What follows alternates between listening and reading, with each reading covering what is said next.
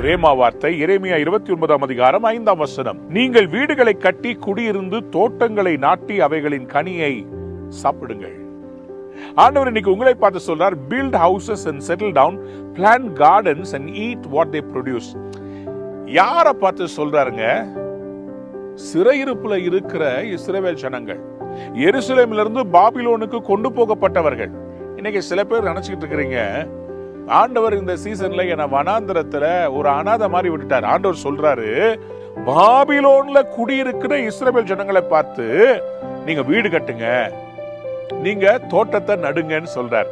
அன்பார்ந்தவருடைய பிள்ளையே, நீங்க யோசிச்சுட்டு இருக்கிறீங்க, ஒரு நாள் வரும் அன்னைக்கு நான் வீடு கட்டுவேன், அன்னைக்கு நான் தோட்டம் வச்சிருப்பேன். ஆண்டவர் சொல்றாரு, இன்றைக்கே உங்களை எங்க கர்த்தர் கொண்டு போயிருக்காரோ அந்த இடத்துல இன்னைக்கே நீங்க கர்த்தருடைய நாமத்துல கட்டுங்களேன். ஆண்டவர் உங்களுக்கு தரேன்னு சொல்றாரே. ஆண்டவர் இந்த நாளிலே இதை கேட்டுக்கொண்டிருக்கிற சில பேருக்கு தீர்க்க தரிசனமாய் சொல்கிறார், build houses and settle down, plant gardens and be productive. ஆண்டவர் சொல்றாரு, நாளைக்கு உரிய கனவிலேயே வாழ்ந்துகிட்டு இருக்காதீங்க, இன்றைக்கு செயல்படுங்கன்னு கர்த்தர் சொல்றார். திருப்பி வந்த பிறகு எருசலேம்ல வீட்டை கட்டலாங்க, ஆனா இப்போ நீங்க போயிருக்கிற அந்த பாபிலோன்லயும் கர்த்தர் உங்களை ஆசீர்வதிக்க வல்லமையுடையவராய் இருக்கிறார்.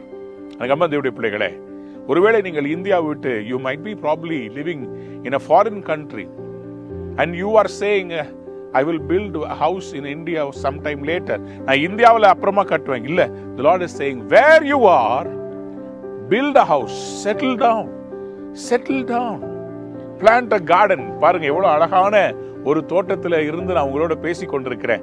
நிச்சயமாக உங்களுக்கும் உங்க வாழ்க்கைய கர்த்தர் சந்தோஷமா இருக்க சொல்றார்.